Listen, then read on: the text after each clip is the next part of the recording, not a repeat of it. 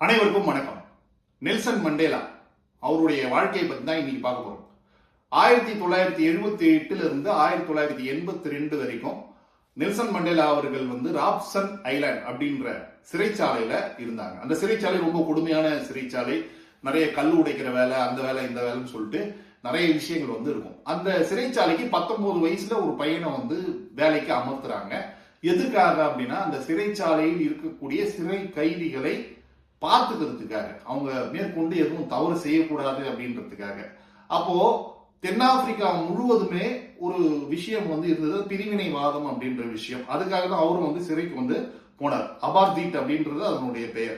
இந்த அபார்தீட்ல என்ன விஷயம்னா, ஒருத்தருடைய அதாவது கருப்பின மக்களும் வெள்ளை இன மக்களும் தனித்தனியா தான் இருக்கணும். ஒருத்தருடைய பொருளை ஒருத்தர் யூஸ் பண்ணக்கூடாது. இது மாதிரி நிறைய விஷயங்கள் அதுல இருந்தது.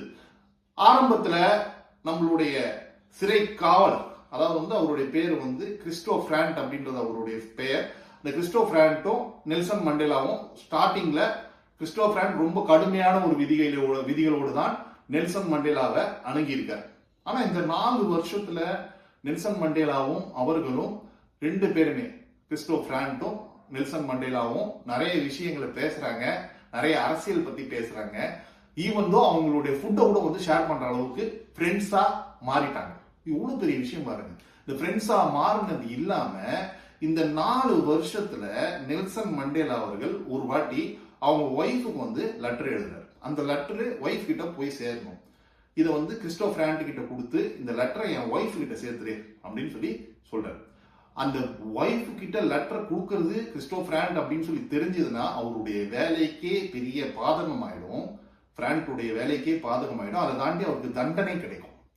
ஆனா அந்த சிச்சுவேஷன்ல பிராண்ட் யோசிக்கிறார், நமக்கு இப்பொழுது எது முக்கியம்? நம்மளுடைய மனித நேயம் முக்கியமா அல்லது நம்மளுடைய கடமை முக்கியமா அப்படின்னு யோசிக்கிறப்போ, கடமையை விட மனித நேயம் தான் முக்கியம் அப்படின்னு சொல்லிட்டு முடிவு பண்ணி உடனடியாக அந்த லெட்டரை எடுத்துட்டு போயிட்டு நெல்சன் மண்டேலா அவர்களுடைய ஒய்ஃப் கிட்ட கொடுக்குறாரு. எவ்வளவு பெரிய விஷயம் யோசிச்சு பாருங்க. இப்போ 4 வருஷத்துல ஒரு மிகப்பெரிய மாற்றம், மிகப்பெரிய நண்பர்களாக மாறினது இல்லாம 1982க்கு அப்புறமா வேற ஒரு பிரிசனுக்கு அவரை மாத்துறாங்க நெல்சன் மண்டேலாவை.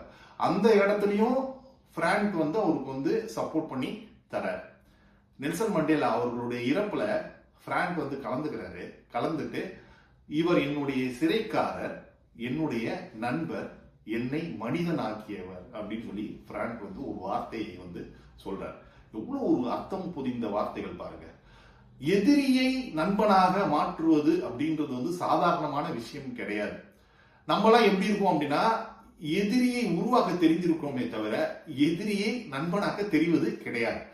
நார்மலாவே நம்ம பக்கத்து வீட்டுல இருக்கிறவங்க கூட பிரச்சனை, எதிர் வீட்டுல இருக்கிறவரு கூட பிரச்சனை, பின்னாடி வீட்டுல இருக்கிறவரு கூட பிரச்சனை, அப்புறம் சொந்தக்காரங்க கிட்ட பிரச்சனை, பங்காளி கூட பிரச்சனை, ஃப்ரெண்ட்ஸ் கூட பிரச்சனை, எல்லா இடத்துலயும் வேலை செய்யற இடத்துல பிரச்சனை, எல்லா இடத்துலயுமே பிரச்சனை பிரச்சனை பிரச்சனை. அந்த பிரச்சனைக்கு காரணமானவர் கூட பிரச்சனை, அதால ஒரு சண்டை, அதால அவரை எதிரியாக்கி தான் நாம் வாழ்ந்து கொண்டிருக்கிறோம். ஆனால் நெல்சன் மண்டேலா அவர்கள் அவருடைய எதிரியை நண்பனாக மாற்றிக் கொண்டிருக்கிறார். இது எவ்வளவு பெரிய விஷயம்ன்றதை மட்டும் யோசிச்சு பார்ப்போம். அப்ப நம்ம என்ன பண்ணணும் அப்படின்னா, முதல்ல பிரிவினை வாதத்தை அலோவ் பண்ண கூடாது. இந்த பிரிவினை வாதம் அப்படின்றது எல்லாமே, இந்த உலகத்தில் பிறந்த எல்லாமே ஈக்குவல் தாங்க. அது மரமாக இருக்கட்டும், மனிதனாக இருக்கட்டும், எல்லாத்துக்குமே இருக்கிறது ஒரே உயிர் தான், ஒரே எனர்ஜி தான். அப்படிதான் அதை சொல்லணும். அப்ப அந்த எனர்ஜி அப்படின்றதால தான் இந்த உலகமே இயங்கிட்டு இருக்கு.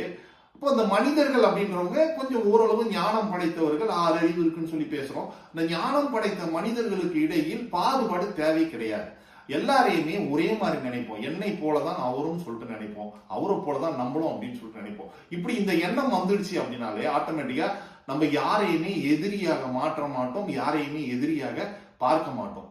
அந்த மனசாட்சி படி நம்ம நடந்துகிட்டோம் அப்படின்னா, அவரும் நம்மளுடைய மனிதர் தான் அப்படின்ற ஒரு மனசாட்சி படி நம்ம நடந்துகிட்டோம் அப்படின்னா, இந்த உலகத்தில் இருக்கக்கூடிய எல்லா மனிதர்களையுமே நண்பராக ஆக்கிக் கொள்ளலாம். அதற்கு மிக முக்கியமான அடையாளம் நம்மளுடைய நெல்சன் மண்டேலா அவர்கள். நெல்சன் மண்டேலா இவ்வளவு தூரம் வந்திருக்காரு இல்லைங்களா, அவருடைய வாழ்க்கையில அவர் இது மாதிரி வந்ததுக்கான காரணமா சொல்ற விஷயம், ரொம்ப முக்கியமான விஷயம், காந்தியடிகள். நம்முடைய தேசத்தந்தை காந்தியடிகள் அவர்களுடைய கொள்கை, அந்த அகிம்சை என்ற கொள்கை தான் நெல்சன் மண்டேலாவை இவ்வளவு ஒரு மிகச்சிறந்த ஒரு மனிதராக, அவரை சுற்றி இருக்கக்கூடிய எல்லா மனிதர்களையுமே அவரு மாதிரி வந்து மாற்றக்கூடிய ஒரு நபராக மாத்திருக்குன்னே சொல்லுவோம். நெல்சன் மண்டேலாவுடைய வாழ்க்கையில் நிறைய விஷயங்கள் நடந்திருக்கு, நிறைய பேரை மன்னிச்சிருக்காரு, நிறைய பேருக்கு நிறைய நல்ல விஷயங்களை வந்து சொல்லி கொடுத்துருக்காரு. நம்மளும் அந்த மாதிரி இருப்போம், நிறைய பேரை மன்னிப்போம். விருமாண்டி படத்துல அழகா ஒரு டைலாக் வரும், மன்னிப்பு கேட்கிறவன் மனுஷன், மன்னிக்கிறவன் பெரிய மனுஷன் சொல்லிட்டு நம்மளும் பெரிய மனுஷனா நடந்துப்போம். மீண்டும் சந்திப்போம்.